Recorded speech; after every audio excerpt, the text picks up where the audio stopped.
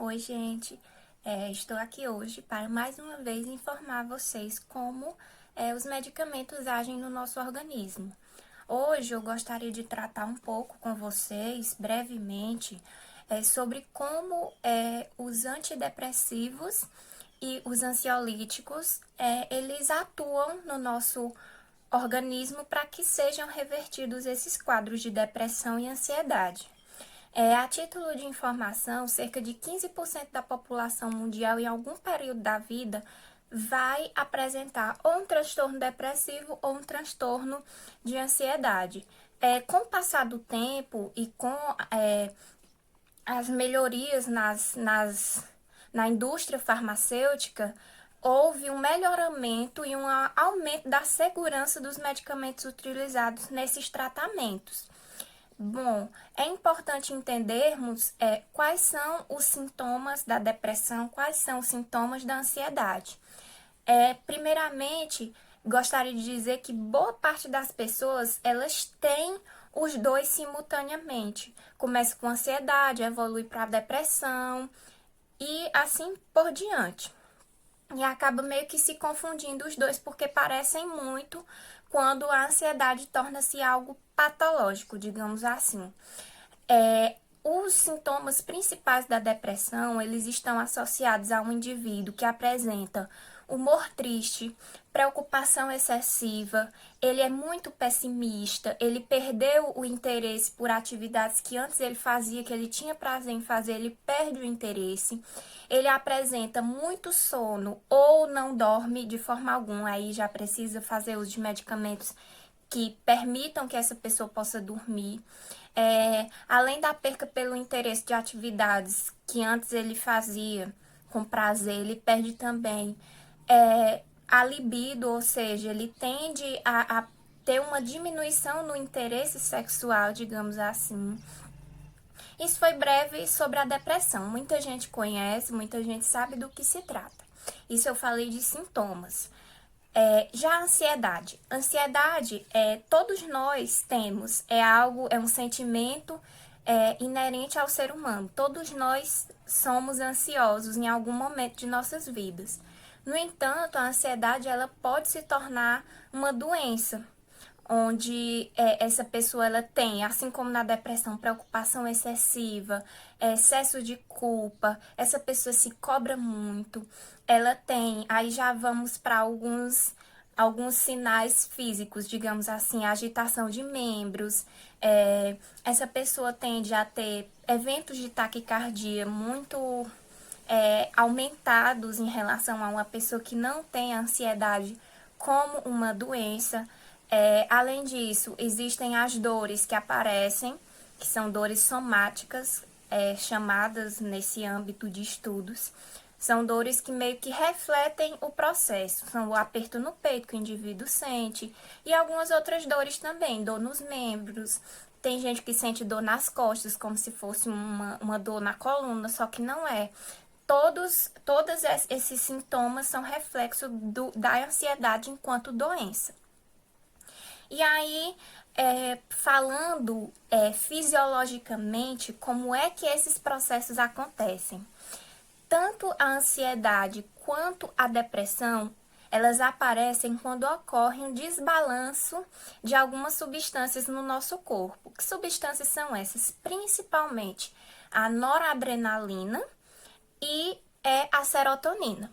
Essas duas substâncias são chamadas de neurotransmissores. A noradrenalina pode estar participando em outros processos, mas aqui ela é um neurotransmissor. E nós temos esses dois neurotransmissores, principalmente a serotonina, ligada ao humor, ligada à regulação do sono, ligada ao estado de felicidade da pessoa, digamos assim. E o que acontece no processo de ansiedade e depressão? A pessoa tende a não ter essas substâncias disponíveis para estimular o sistema nervoso, para mostrar para essa pessoa que ela precisa estar feliz, digamos assim. E aí essa pessoa tende como não tem esses estimuladores do humor, esses estimuladores da vontade, do sono, a pessoa tende a ficar triste, a pessoa tende a ter quedas de humor, oscilações de humor muito frequentes, e aí isso reflete em vários outros aspectos que levam àqueles sintomas que eu falei no início. Essa diminuição da serotonina e da norepinefrina, ela é causada por diversos motivos, mas, por exemplo, uma pessoa que não tem alimentação rica em triptofano, que é o precursor da serotonina, ou seja, é um nutriente que a gente come que vai ser transformado no nosso corpo e posteriormente vai originar serotonina. Isso é um dos motivos, mas muito relativo, digamos assim. O processo pode acontecer de diversas formas, ou seja, a falta da serotonina e da norepinefrina podem acontecer por diversos motivos. Bom, mas como é que os medicamentos vão reverter esses quadros? Como é que os medicamentos vão aumentar as quantidades de serotonina e de norepinefrina, que é a noradrenalina? Nós temos 6 classes de medicamentos, na literatura que eu estudei eram 6, mas eu vou falar apenas de 4, que são, acho que, mais compreensíveis e que são as mais utilizadas. Nós temos os inibidores seletivos da recaptação de serotonina. O que é isso? Bom, nos nossos neurônios, nós temos um neurônio pré-sináptico e um neurônio pós-sináptico. Esse aqui solta a serotonina e esse recebe. O que acontece? Nós temos proteínas que pegam a serotonina e trazem de volta aqui para dentro. E aí, quando eu inibo essa proteína, que ela não traz a serotonina aqui para dentro, o que acontece? Nós temos mais serotonina disponível para estimular esse neurônio. Basicamente, é isso que acontece. Mas, falando farmacologicamente, nós temos o CERT. CERT é o nome desse transportador de serotonina para o neurônio novamente. A partir disso, nós tiramos que aumenta-se a serotonina porque ela não está sendo mais capturada para dentro do neurônio novamente. Quais são os medicamentos dessa classe? São os clássicos, né? Temos o escitalopram, o citalopram, a sertralina, que são muito, muito utilizados. Inclusive, me pediram para falar sobre o escitalopram. Espero que a pessoa que me pediu tenha compreendido. E é esse o mecanismo. O escitalopram impede que a serotonina seja recaptada novamente para dentro do neurônio pré-sináptico. E isso vai aumentar a serotonina disponível e, posteriormente, vai permitir que ela fique em maior quantidade no cérebro, no organismo. Bom, aí nós temos também o inibidor da recaptação de serotonina e noradrenalina. Aí o processo é semelhante, ele vai impedir que a serotonina volte e vai impedir que a noradrenalina volte. De que maneira? Bloqueando o CERT, que é esse recaptador, e bloqueando o NET, que é o recaptador de norepinefrina. Além disso, nós temos os antidepressivos tricíclicos.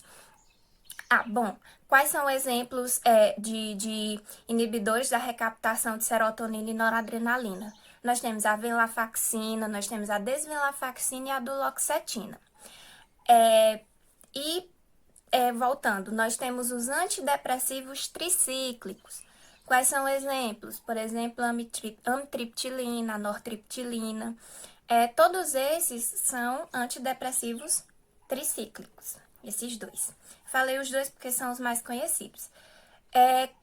O que eles fazem? Além de bloquearem o CERT, o NET, que são os transportadores de serotonina e noradrenalina, eles vão também bloquear os receptores muscarínicos, os receptores alfa-1 adrenérgicos e vão bloquear também os receptores da histamina.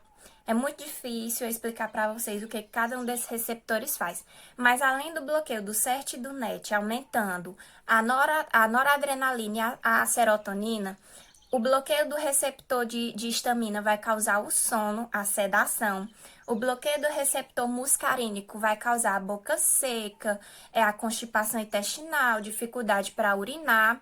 E o alfa-1 adrenérgico vai ser bloqueado e provocar a hipotensão ortostática, ou seja, a pessoa vai ficar meio assim, meio sedada, digamos assim, para ser mais compreensível. E aí isso tende quando a pessoa utiliza esses medicamentos, ela vai ter sono, ela vai ficar um pouquinho mais lerda, por isso que eles, na maior parte das vezes, são administrados à noite. E a quarta classe que eu gostaria de apresentar para vocês são os inibidores da monoaminooxidase. Ah, mas tá falando difícil. Mas vamos entender. Monoaminooxidase, a MAO, ela é a enzima, ou seja, uma estruturinha que vai pegar a serotonina, que vai pegar a noradrenalina e vai metabolizar, ou seja, vai destruí-las. Se eu tenho uma enzima que destrói o que está faltando no meu corpo, então o ideal é que eu bloqueie ela. Ok, né? Vamos bloquear a monoaminoxidase. E é assim que esses medicamentos agem. Nós temos como exemplo a selegilina. Só que tem uma complicação no uso do IMAL. O que acontece? O IMAL, que é o inibidor da monoaminoxidase, alguns são seletivos e outros são não seletivos. Ou seja, eles vão bloquear a MAL, que está acabando ali com meus neurotransmissores, com a serotonina e a noradrenalina, mas nós temos uma MAL que nós precisamos no corpo, que ela vai metabolizar, por exemplo, um nutriente que nós ingerimos, que é a tiramina.